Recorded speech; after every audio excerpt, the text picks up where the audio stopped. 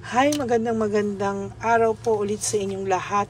And for our second reading of the day, ano po kaya ang makikita natin sa second reading of the day today? Ayan. Balasahin muna po natin para alam po natin na nabalasa po siyang maigi.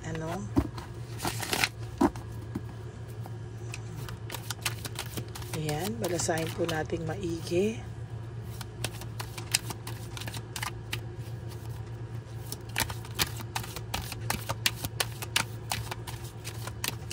Okay, and one last. Sana po ay napanood nyo na po ang ating first reading of the day and the first, second, and third reading kahapon. Very powerful din po. As if it is Friday, napakaganda po ng readings natin kahapon. Okay, pili na po tayo ng 10. 1, 2, 3. Teka pa. 3, 4, 5, 6, 7, 8, 9, and 10.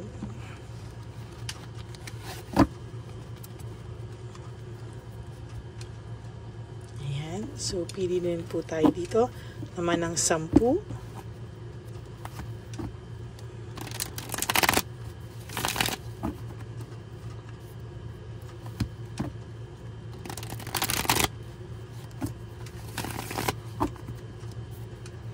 Balasahin po natin para alam po natin na nabalasa pong maigi ang ating mga baraha.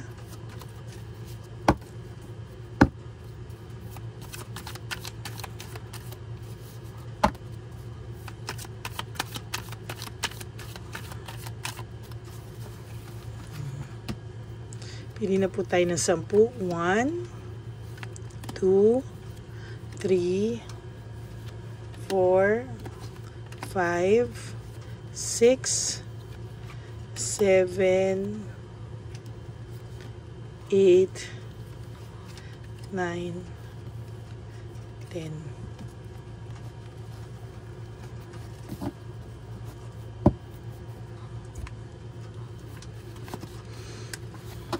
Okay, huwag niyo po skip, lalo na po ang part na to. Dahil dito po tayo kumukuha ng energy. Alam niyo po habang nagbabalasa tayo, kinukuha ko na po yung energy ng mga taong manunood sa akin or nanonood sa akin palagi. So, wag niyo pong i-skip ang mga ito. Sumobra tayo. Okay lang, lagay natin sa likod. Okay, ano po kaya makikita natin sa second reading of the day today? Yun po yung sinasabi ko, may matinding poverty po na padating, na magkikreate po sa kanya ng insecurity. At alam niyo po, ang taong ito, alam ko sobra po kayong nasaktan. And alam ko po yung iba sa inyo ay galit na galit, pero alam niyo po na hindi niyo na po siya kailangan pang isumpa. Babalik po sa kanya ang lahat ng ginawa niya sa iyo sa takdang panahon o yung panahon na nakatakda, at balik sa kanya ng universe po, Hindi mo na siya kailangan isumpa. Babalik sa kanya yan. Lahat. Sa takdang panahon.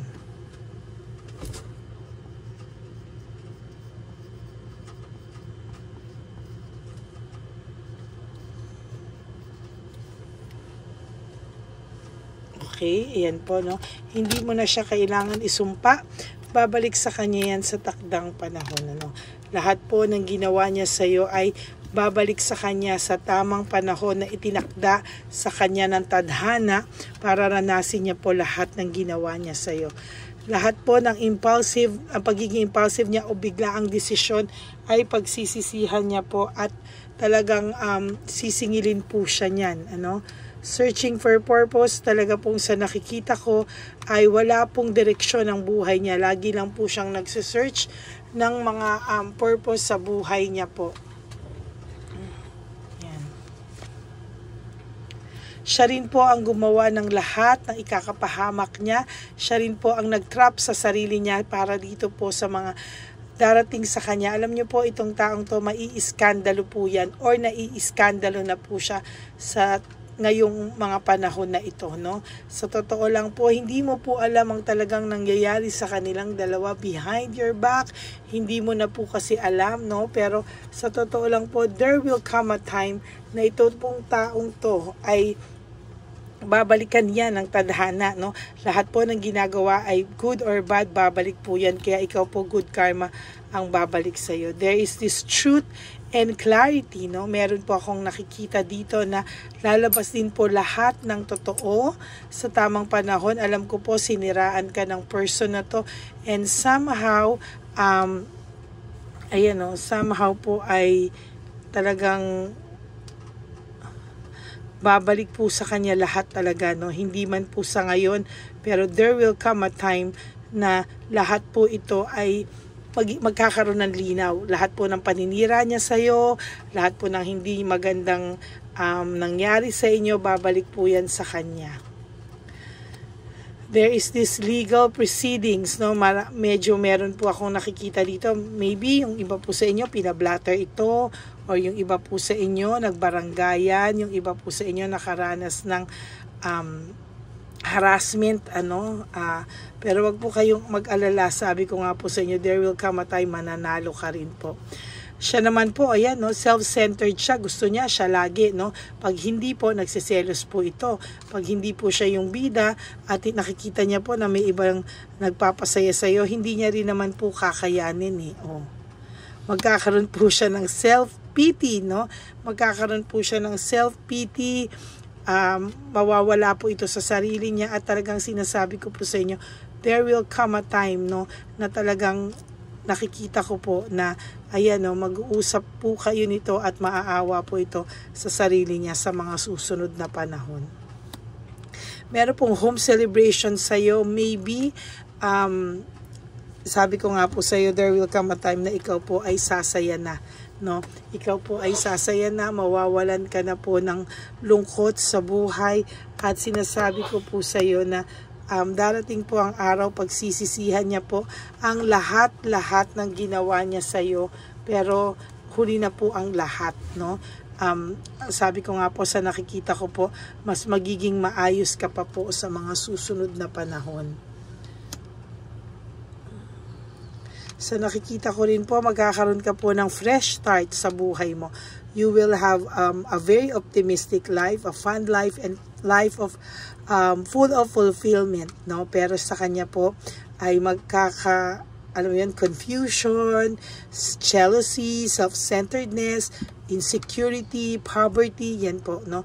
Mararanasan niya po yan, pero wag ka pong maawa because kailangan niya pong pagdaanan yan. Bakit? Kasi kailangan niya pong pagdaanan yan, kailangan niya po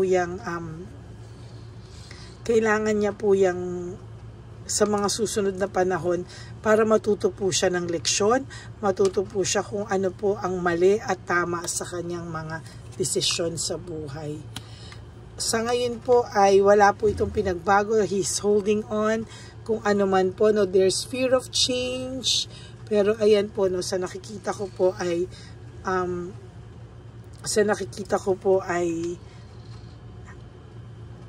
natatakot po siya, no?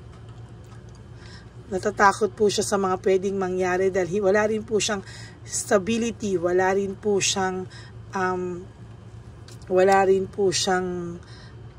parang pinanghahawakan na magiging okay po siya sa mga susunod na panahon, na magiging okay po siya sa mga darating na panahon, ano? Yan. There's hope, faith for you, no? Marami pong mangyayaring mas maganda pa po sa buhay mo. And believe me or not, no? Believe me or not, mas magiging maayos po ang darating na buhay mo, no? Mas magiging full of hope, full of love, no? At huwag ka pong mag-alala. Hindi naman din po niya nakakalimutan ang pinagsamahan nyo. Oh. There's a unity, partnership, and connection. No? Sa totoo lang po, talagang naiisip niya rin po yung pinagsamahan nyo, to be honest with you. Naiisip niya rin po yung pinagsamahan nyo. And so far, no, sa nakikita ko po ngayon ay nilalabanan niya lang po, no? Nilalabanan niya lang po, at talagang sa nakikita ko po, nahihirapan din po ang person na ito. Why? Because he is very greedy, no? Ayan po yung sinasabi ko sa inyo, greedy. Sarili lang po niya iniisip niya, naging makasarili to, naging mabilang, naging rude, no? Pero lahat po yan, hindi mo kailangan gumante, kapatid, okay? Hindi mo siya kailangan isumpa, hindi mo siya kailangan gantihan. Tadhana po ang magbabalik sa kanya niyan sa tamang panahon na itinakda para sa kanya. There's forgiveness. You have to forgive this person even though hindi po siya humihingi ng kapatawaran sa'yo. You have to forgive him. Why? Because there will come a time, maiintindihan mo po lahat ng sinasabi ko. No? Maiintindihan mo po sa tamang oras bakit lahat ito ay nangyari sa iyo. Hindi mo man po ito maintindihan sa ngayon. Talagang magulo po, no? Hindi mo siya maintindihan bakit sa lahat sa iyo nangyari. Okay naman kayo, anong nangyari, bakit bigla-bigla na lang siyang naging ganyan sa iyo, no? Hindi mo po in-expect na magkakaroon kayo ng ganyan na mangyayari po sa inyo ang bagay na yan. Pero alam niyo po, mahirap man po sa mahirap, no? Pero talagang maiintindihan mo po yan pagdating ng panahon, no? Maiintindihan mo po yan sa araw at oras na ipaintindi sa iyo yan ng Divine Universe kung bakit po kailangan mangyari sa iyo yan. Maybe kailangan niyo po yung mapagdaanan. So kung kayo man po sa huli, kayo malalaman niya na po, no? Maiintindihan niya na po kung ano po yung halaga mo at na hindi niya po masyadong pinahalagahan, ano? Or makikita rin po niya na pwede rin po, no, na kahit ano pang gawin niya, mas mahihirapan pala po siya na hindi ikaw ang kasama niya. Pinaranas po sa kanya kung ano yung buhay na wala ka. Or kung hindi naman po kayo sa huli, makikita mo po na habang maaga pa ay binigyan ka po ng universe, no? Binigay ka po niya ng sign na hindi ito ang tamang tao para sa'yo. Why? Because sasaktan ka lang po niya at hindi ka po niya papahalagahan. Yan po yan, ano? Marami pong dahilan minsan ang universe na hindi po natin naiintindihan. Bakit? Pero ipapaintindi po talaga sa atin yan. Kasi may mga bagay po na tayo ay hinihingi, ngunit hindi po natin naiintindihan sa ngayon. Pero there will come a time na maiintindihan po natin yan, hindi man po sa ngayon, no? There is legal matters, sabi ko nga po, legal proceeding, legal matters. Iba sa inyo nagpa-blatter, nag-harassment or something, no? Talaga nangyari. Pero ngayon po wala po siyang motivation sa buhay, lack of passion, ano? Lahat po ng gawin nito so far ay hindi po siya nagiging masaya. Wala po siyang gana sa mga bagay-bagay, no? Oh my God, may nakikita ako na may possibility na pwedeng mabuntis, or ang inyong person or ang inyong third party, no? Kung ito man babae o lalaki inyong third person. Pero ayan po, no? Mas magiging miserable pa po ang buhay nila pag nangyari ito, no? So sana naman po ay wag, no? Sana po wag sa inyo mangyari, no? Kasi po mahihirapan po sila lalo at talagang makikita nyong hindi maganda yung mga susunod pang mangyayari sa kanila. Disconnected man po kayo sa ngayon pero hindi ka po nawawala sa isipan nito. At sa sinasabi ko po sa inyo, kahit disconnected po kayo, ay lagi ka pa rin pong naiisip ng taong to. Maybe kahit wala po kayong communication at all, hindi ka pa rin po nawawala sa isipan nito. May nakikita po ako, for some of you, mayroong bagong pag-ibig na parating sa'yo, no? You just have to be careful, no? Hindi po pasok na ngayon, ano? Kailangan mo pong umayos na. At maging aware. There's doubts, lack of self-awareness. Kailangan mo po ngayong maging mas maingat, no? Hindi agad tiwala, no? Kailangan mo po mas maingat para ikaw naman po ay maging makatagpo na talaga ng para sa iyo at hindi po basta kung sino lang dyan. Okay, so that is your reading for the day. Second reading for the day po. I hope na naging naka-resonate po kayo, and if you do, can you please give me a like and comment down below para naman po sa ating yan, para naman po yan, mabasa ko ang inyong mga comments and suggestions. Okay? So maraming salamat po again sa inyong lahat, and I do hope po na hindi po kayo mag-skip ng ads. Tulong na po nyo yan sa channel natin. And for those of you who would like to give me a super thanks for this video, I would really appreciate that from the bottom of my heart. And also, kung sino po ang gusto magpa-private reading, you can message me po sa Ladyly Elena. That's Ladyly Elena. Nasa dulo po yan ng ating video. Diyan nyo lang po ako pwedeng makontak. That's my only official and legit FB account. Okay? So, hihintayin ko po ang mga message nyo. Pero sabi ko nga po, may konting pila, kaya sana po ay huwag kayong mainip at mag-antay kayo ng tamang slot para po kung ano man ang tinakda ng na oras at araw na tayo ay magkita. Okay?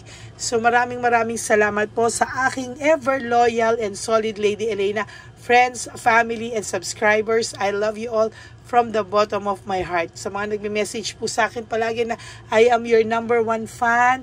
Fan nyo po ako. Naku, maraming salamat po. At thank you so much po from the bottom of my heart. Thank you po. And lagi ko pong bilin sa inyo that life is too short. Don't make it shorter by stressing yourself from all the pains and the heartaches na binigay sa inyo ng kahapon. Just surrender everything to the divine universe and just let go and let God write your life and love story. I will be back for tonight for another set of reading for our third and final reading of the day. But before po kayo tumalon doon sa final reading of the day, I hope na mga kapatid na napanood nyo na po ang first and second reading of the day bago kayo tumakbo doon. And of course, the first, second, and third reading yesterday po, yan, no? So maraming salamat po sa inyong lahat. I love you all. God bless you. Wag po kayo malulungkot. Ang sabi ko nga po sa inyo, just live one day at a time, okay? Mabuhay po kayo ngayong araw na to, gumising at matulog mamayang gabi na ang iniisip nyo lang pong goal ay ngayon. No, and tomorrow is another day. Wag po kayo mag-isip na birthday ko na, birthday niya na, anniversary na namin, Christmas, New Year, Valentine's. Wala na siya sa buhay ko. It's a no. Just live po for today. Okay? So God bless you all. I love you all, and I will all see you again on my next reading for the third and final reading for today. I love you all. God bless you. Bye.